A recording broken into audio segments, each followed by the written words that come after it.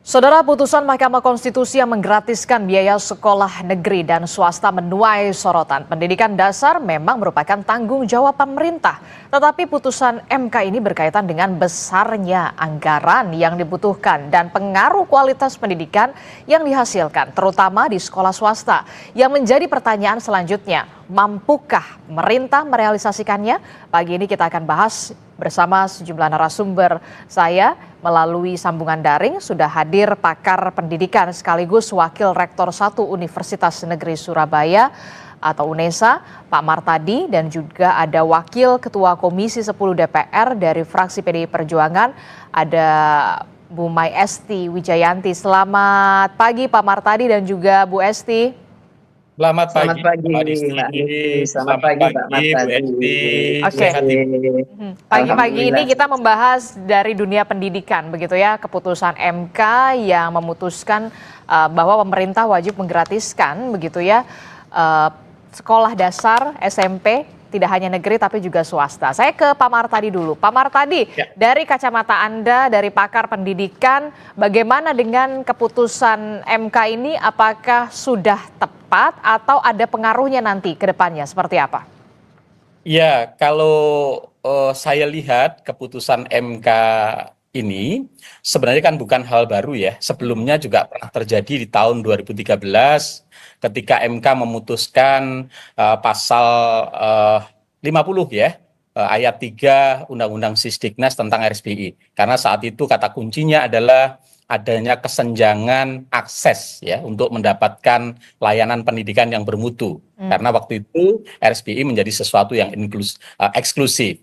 Lalu kemudian hari ini di tahun 2025 hal yang sama terutama terkait dengan pasal 3 ya ayat 2 yang di situ menyatakan bahwa frasenya wajib belajar pada jenjang pendidikan Pendidikan dasar dasar.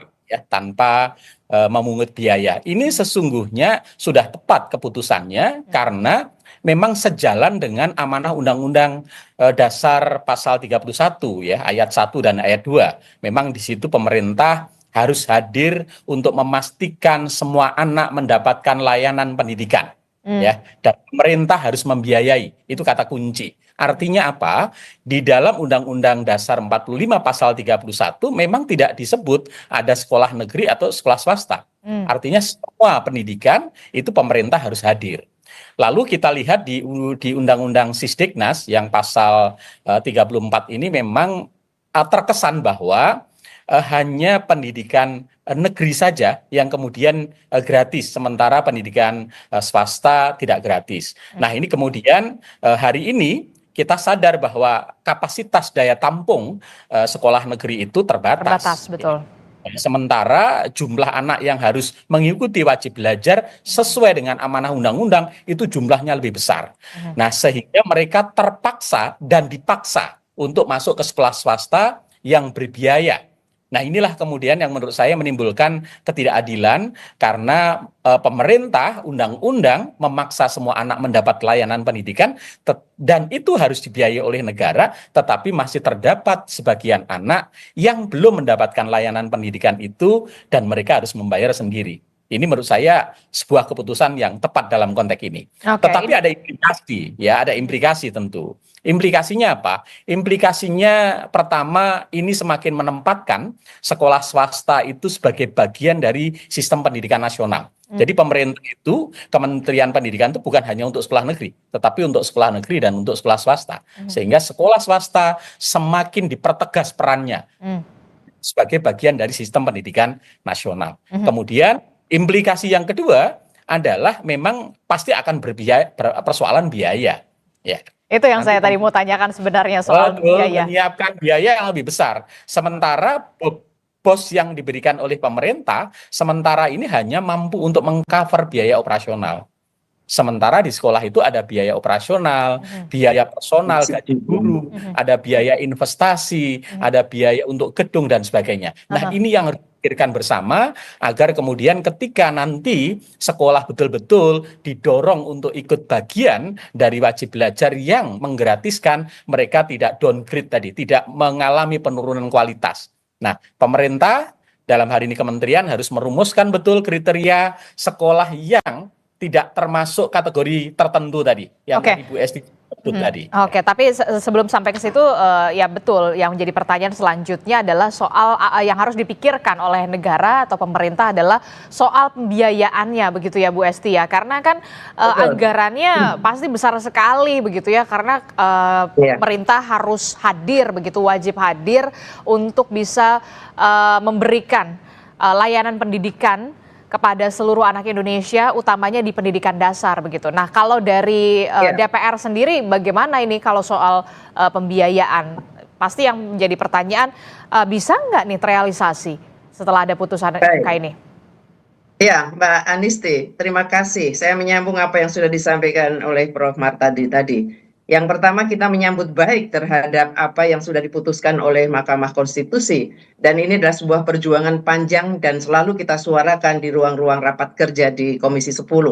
Nah, tentu saja ketika kami menyuarakan pun kita sudah mengkalkulasi. Sebenarnya pemerintah bisa dengan anggaran mandatory spending dari Undang-Undang Dasar 1945 bahwa 20% anggaran itu harus diberikan dari APBN untuk pendidikan, maka itu sesungguhnya sekali lagi saya mengatakan bisa dilaksanakan meskipun itu harus secara bertahap.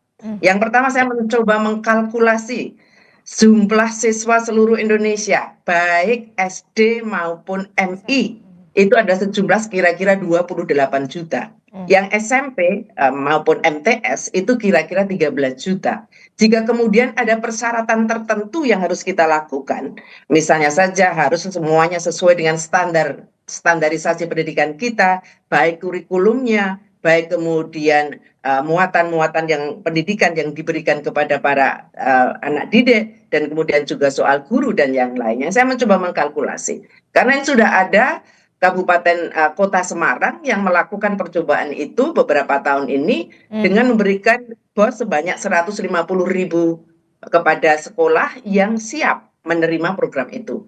Saya mengkalkulasi ketika satu siswa itu diberikan bos, bukan diberikan kepada siswanya, tetapi untuk operasional, termasuk untuk guru, termasuk kemudian juga untuk perawatan dan yang lain sebagainya, itu kira-kira 250.000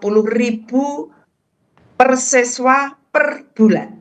250.000 per siswa per bulan. Iya, saya menghitung agak yang minimal mestinya bisa disiapkan. Kalau 250.000 per bulan per siswa itu kira-kira seluruh SD itu membutuhkan 5 triliun per bulan. Kemudian SMP itu siswanya kira-kira 13.000. Nah, kalau yang memenuhi persyaratan kira-kira 10.000 bukan 13.000, 13 juta, 10 juta, maka dibutuhkan 5 triliun juga per bulan kalau per siswa 500.000. Jadi SD 250, SMP 500.000, itu kira-kira negara menyiapkan 10 triliun per bulan. Maka hanya membutuhkan 120 triliun per bulan. Sementara anggaran pendidikan kita totalnya adalah 724 triliun untuk 2025. Maka dengan realokasi anggaran tepat, termasuk kan di situ DAK, itu di dalamnya adalah BOS dan juga gaji, itu ada 347 triliun sendiri, termasuk revitalisasi. Nah, ini kita berbagi tugas nanti dengan pemerintah daerah. Soal operasional sekolah termasuk guru-guru, maka kita nyiapkan 120 triliun per tahun. Nah, tetapi untuk perawatan sekolah misalnya atau perbaikan revitalisasi sekolah itu dilakukan oleh pemerintah daerah sesuai dengan kewenangannya. Sangat cukup. Karena memang ada beberapa split anggaran, alokasi anggaran yang kita rasa selama ini memang belum tepat. Hanya kemudian kita harus memikirkan, swasta ini kan mayoritas gurunya tidak digaji oleh pemerintah selama ini. Maka ada pemikiran swasta harus dinaikkan bosnya atau biaya per bulannya dibandingkan dari negeri. Tapi ini sekolah swasta yang mana dulu nih? Kan sekolah swasta ada grade-nya juga, Bu Esti. Yes, itu yang mau saya sampaikan. Bahwa swasta yang sudah mandiri, biarkan sekolah ini tetap mandiri. Dan kemudian juga ada pilihan bagi sekolah swasta, ikut bergabung bersama untuk mengikuti program pemerintah atau kemudian mereka memutuskan untuk tidak. Kalau Oh, untuk tidak, oke. tentu saja tidak bisa kita paksakan. Oke. Tidak bisa kita paksakan, setidaknya negara sudah mencoba Menawarkan. menyampaikan, ini kami akan fasilitasi. Mhm. Nah, tapi kalau kemudian swasta mengatakan, maaf kami tidak bisa ikut bergabung dengan program ini karena kami sudah mandiri, itu pun dilindungi oleh undang-undang karena yang dari masyarakat pun diperbolehkan untuk tetap memberikan sumbangsihnya di dunia pendidikan kita. Begitu, Mbak. Oke, sudah dapat poinnya. Jadi, untuk sekolah swasta yang mandiri, ada pilihan mau ikut program pemerintah begitu ya, kemudian digratiskan atau kemudian benar-benar mandiri seluruhnya, begitu ya? Ya, saya kira ada poin-poin yang kemudian memang harus kita diskusikan lebih lanjut. Mandiri atau hanya mendapatkan 100% mandiri atau bos yang kemudian tentu sangat berbeda dengan yang harus kita berikan kepada sekolah-sekolah yang bersiap bergabung untuk program sekolah gratis pendidikan dasar. Mhm. Begitu, Mbak. Oke, bagaimana Pak Martadi melihat penjelasan dari Bu Esti tadi? Kira-kira ada sekolah swasta yang memang benar-benar mandiri begitu ya, jadi diberikan pilihan kalau mau ikut boleh, kalau tidak tidak apa-apa begitu. Apakah nanti yang mungkin ada juga pertanyaan nanti, wah nanti jangan-jangan ada kualitasnya, kualitas pendidikannya yang berbeda nih. Biasanya kualitasnya di sini, kemudian nanti kemudian ada yang digratiskan, mungkin ada kekhawatiran juga akan penurunan atau downgrade kualitas begitu. Apa yang bisa difikirkan atau seperti apa nantinya kira-kira menurut Anda dari pakar pendidikan Pak Martadi? Ya, tadi betul yang disampaikan Bu Esti ya, bahwa di keputusan MK itu kan tidak berlaku untuk semua sekolah swasta. Oke. Sekolah-sekolah swasta dalam kategori tertentu masih dimungkinkan untuk bisa menarik. Tadi disebut dengan istilah sekolah swasta yang mandiri. Memang PR-nya kita yang harus diformulasikan adalah sekolah swasta disebut mandiri itu seperti apa? Mhm. Apakah yang SPK ataukah yang dia menarik biaya dengan jumlah tertentu misalnya gitu ya, sehingga nanti harus ada penawaran kepada pihak sekolah swasta mana yang mereka ingin ya bergabung dengan program ini. Tentu ketika mereka menyatakan bergabung harus mendapatkan tadi hak-hak ya yang diberikan pemerintah agar kualitas pendidikan yang diselenggarakan tidak mengalami penurunan kualitas gitu ya. Oke. Tetapi sekolah-sekolah yang selama ini memang sudah punya kurikulum khusus, punya program khusus, kemudian segmentasinya juga menuntut kualitas yang tinggi, maka menurut saya mereka juga jangan dipaksa untuk ikut program ini. Bahkan mereka diberi pilihan. Kalau misalnya mereka tidak mau menerima biaya sama sekali, juga tidak ada masalah. Anggaran itu nanti bisa diberikan untuk sekolah yang lebih membutuhkan. Tapi sebaliknya bisa saja saya menerima hanya BOS saja, tapi untuk insentif guru atau untuk biaya investasi terkait bangunan dan sebagainya, mereka tidak diberikan dari pemerintah. Saya pikir tidak ada masalah. Karena keputusan MK ini ada ruang fleksibilitas pilihan bagi sekolah ya, karena juga tampaknya MK tahu betul bahwa kemampuan pemerintah juga sangat terbatas kalau harus mengcover seluruh sekolah pendidikan. Apalagi ini Mbak Disti catatan kita bahwa di Undang-Undang Sisdiknas yang baru nanti yang disebut pendidikan dasar itu bukan hanya SD dan SMP. Tapi PAUD itu akan masuk di pendidikan dasar, maka jumlah PAUD yang sekian besar itu juga harus dikalkulasi betul. Anggarannya nambah lagi dong ya Berapa berarti kan? anggarannya dan sebagainya. Tapi Bu Esti tadi sangat bagus sekali ya, beliau mengatakan bahwa anggaran kita cukup. Problemnya adalah bagaimana kita memilih prioritas yang harus diberikan. Yang kedua, tepat sasar dan efisien.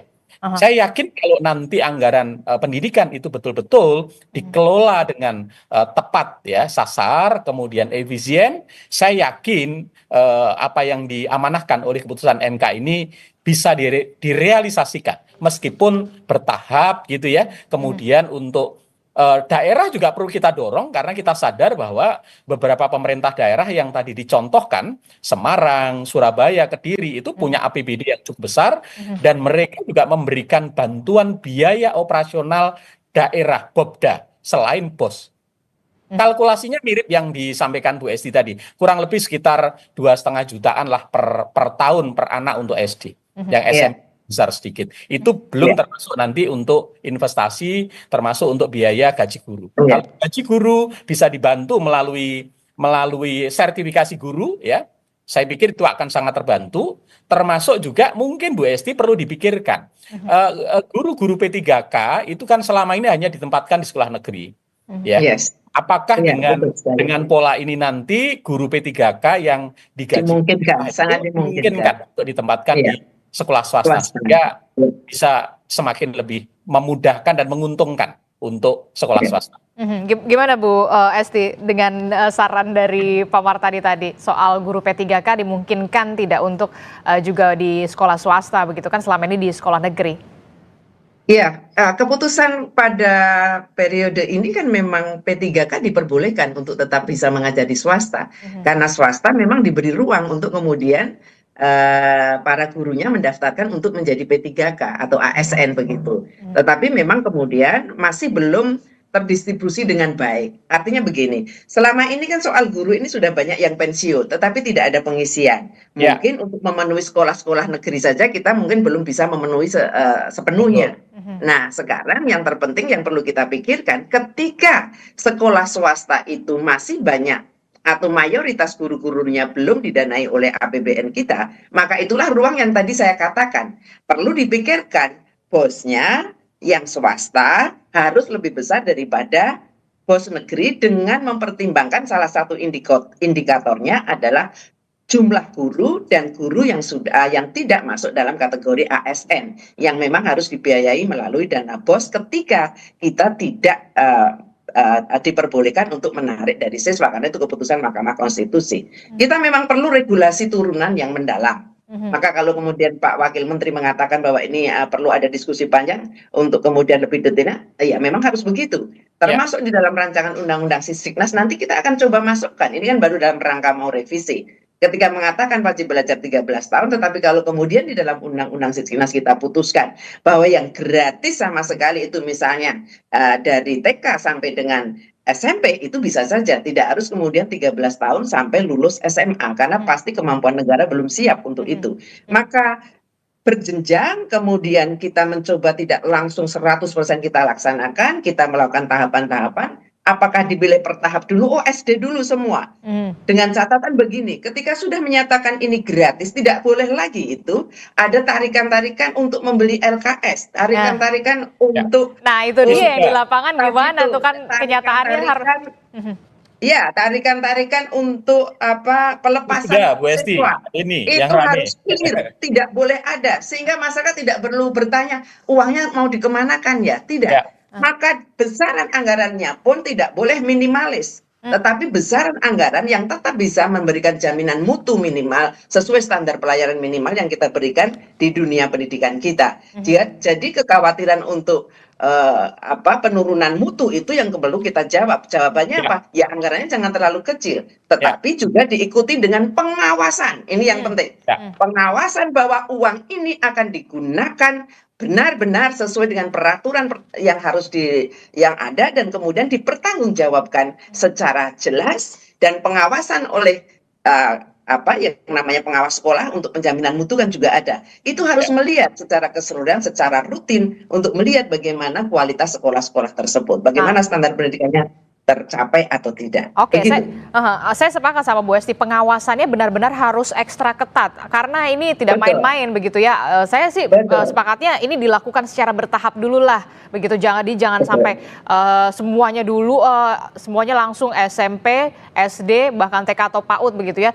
Berjenjang saja dulu, dilihat dulu begitu ya, jangan sampai kemudian sudah judulnya gratis tapi ternyata kenyataannya masih ada iuran inilah, pungutan inilah, kan itu yang kemudian jadi pertanyaan juga pasti di masyarakat, Pak Martadi. Ya, itu harus kita pastikan, Mbak. Kita harus pastikan tidak ada iuran-iuran lagi setelah semua kemudian dipenuhi oleh pemerintah melalui perhitungan BOS yang sesuai. Oke, Pak Martadi. Ya, saya pikir betul ya. Jadi sekali lagi tantangan kita ketika nanti pertama adalah komitmen ya. Komitmen anggaran yang menjadi amanah undang-undang 20% harus clear ya. Itu harus dijalankan baik di tingkat pemerintah pusat sampai di daerah. Karena selama ini kan tidak semua daerah itu mampu memenuhi itu. Yang kedua adalah prioritas, sehingga anggaran yang terbatas tadi harus betul-betul bisa dialokasikan kepada sekolah-sekolah untuk memenuhi ya kebutuhan bukan minimal, tetapi kebutuhan yang relatif bisa memastikan pendidikan yang bermutu. Karena hari ini isunya bukan orang tua itu bukan sekedar anak sekolah, tetapi sekolah yang bermutu gitu ya. Maka itu yang dipikirkan. Nanti dihitung betul ketika pendidikan yang bermutu sesuai dengan standar nasional itu biaya operasional cost-nya berapa, biaya gurunya berapa, biaya investasinya berapa, itulah yang harus dialokasikan.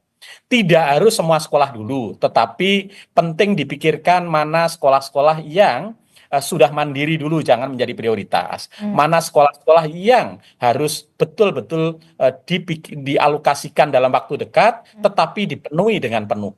Ya, sehingga kita bisa memastikan layanan pendidikan di sekolah itu sesuai dengan standar nasional. Ya, Ya itu sesuai dengan standar nasional karena kan ya kita lihat saja beda lah sekolah-sekolah di kota-kota besar dengan sekolah-sekolah di perbatasan, sekolah-sekolah di pedalaman, bahkan kita merasa sedih ketika fasilitasnya kok seperti ini begitu. Apakah mereka merasa aman atau nyaman bisa menempuh pendidikan, itu yang kemudian juga harus difikirkan begitu Pak Martadi dan juga Bu Esti. Betul. Ya, saya kira demikian, Mbak. Jadi memang keputusan ini ada keputusan yang sangat baik dan memang harus ada perencanaan untuk pelaksanaannya. Karena memang ini bersifat final dan harus dilaksanakan. Sehingga tahapan untuk melakukan keputusan MK ini harus segera mulai didiskusikan dan kemudian kita akan lihat bagaimana prosesnya nanti atau berapa tahun kemudian akan kita totalkan selesai betul-betul SD SMP ini kita gratiskan, tidak ada lagi beban dengan catatan tertentu, termasuk soal standar pendidikan yang harus terpenuhi, termasuk kurikulum yang sesuai ditetapkan oleh pemerintah dan yang lain-lain sebagainya. Termasuk juga fasilitas juga di sekolah masing-masing begitu ya, apalagi sekolah-sekolah di daerah-daerah terpencil. Tadi minimal 250.000 itu sudah dalam masuk kategori bahwa fasilitas pendidikannya dengan rata-rata misalnya siswa 100 anak per sekolah untuk SD itu saya kira memungkinkan. Kalau bisa lebih ya lebih baik untuk bisa kita lakukan itu. Oke, itu artinya dalam waktu dekat akan segera melakukan rapat kerja bersama dengan Kemendikdasmen untuk membahas ini secara detail, mekanismenya akan seperti apa ke depannya. Pasti. Ya, Komisi 10 sudah merencanakan minggu pertama kita masuk di masa sidang berikutnya ini, kita akan segera mengundang Kemendikdasmen. Karena ada isu-isu krusial, tentu saja yang utama adalah mengenai keputusan Mahkamah Konstitusi. Dan saya kira Dikdasmen juga sudah mulai melakukan perencanaan untuk kemudian berhitung berapa kebutuhan yang harus disiapkan dari APBN kita untuk kemudian itu bisa terlaksana dengan baik, dengan tahapan-tahapan yang kemudian bisa kita lakukan sesuai dengan kemampuan fiskal kita, begitu. Termasuk juga saya titip soal kesejahteraan guru dan juga para pendidik begitu ya, Bu Esti. Terakhir Pak Martadi, apa yang kemudian bisa disampaikan oleh Bu Esti begitu ya, nanti akan ada rapat kerja juga bersama dengan Kemendikdasmen. Apa kira-kira yang menjadi tantangan ke depannya dalam beberapa poin jangka pendek dan juga jangka panjang ketika memang keputusan MK ini akan segera direalisasi secepatnya? Ya, pertama adalah keputusan MK ini bersifat final, sehingga tidak ada tawar-menawar, harus dilakukan, gitu ya, harus dilaksanakan.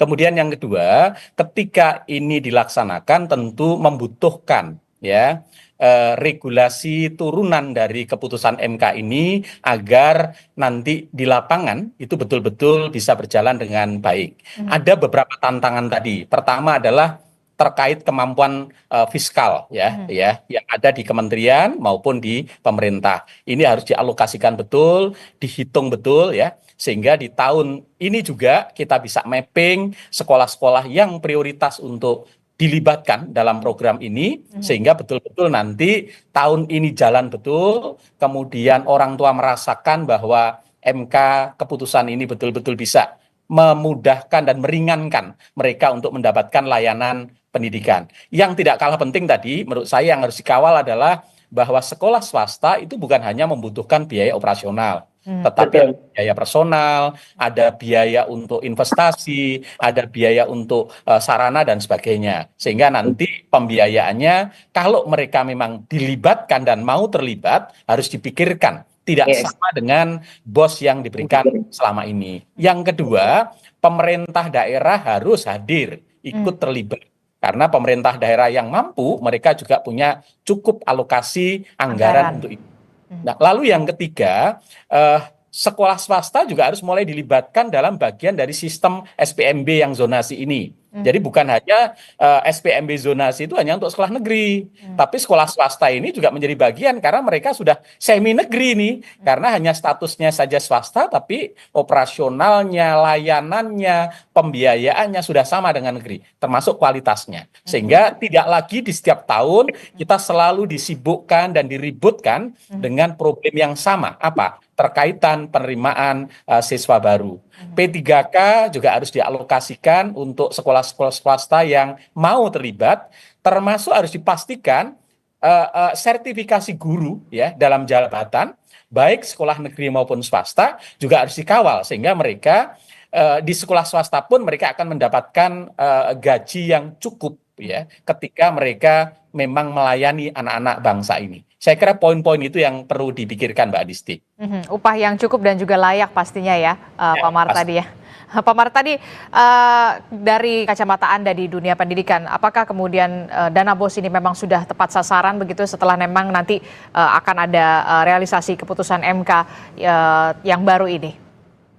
Ya tentu dana BOS ini kan harus dialokasikan untuk semua anak tanpa terkecuali. Ya. Tapi sekarang kan di lapangan ada beberapa sekolah dalam kategori tertentu yang Bu Esti sebut dengan mandiri itu tidak mau menerima dana BOS ya. Karena memang mereka merasa dengan dana BOS yang tidak terlalu besar itu kemudian cukup ribet dari sisi administrasi sehingga mereka nggak mau menerima. Nah ini saya pikir harus dialokasikan ke sekolah-sekolah yang lebih membutuhkan.